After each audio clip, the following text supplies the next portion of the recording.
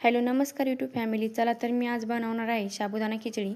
साबुदाणा खिचडी बनवण्यासाठी गॅसवर कढई गरम करण्यासाठी ठेवते. त्यानंतर कढईमध्ये शेंगदाणे तेल टाकते. शेंगदाणे तेल कडक झाल्यानंतर त्यामध्ये एक बटाटा कट करून घेतले ते टाकते. बटाटा फ्राय करून घ्यायचं.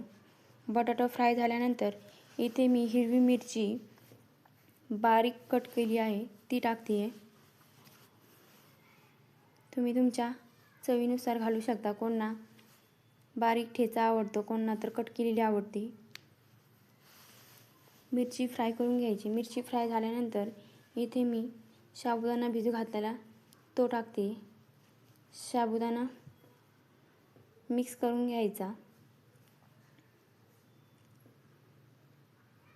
साबुदाणा मिक्स झाल्यानंतर शेंगदाणे भाजून घेतलेले मिक्सरमधून काढलेला शेंगदाण्याचा बारीक कूट टाकते. इथे मी 1 चमचा मोठा बारीक कूट टाकते.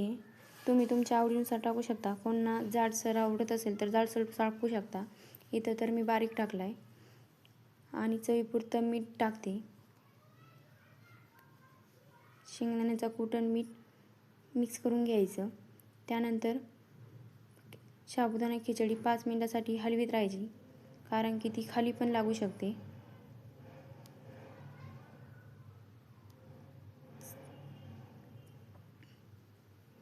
चला तर तयार आहे आपली झटपट शेंगदाणा खिचडी.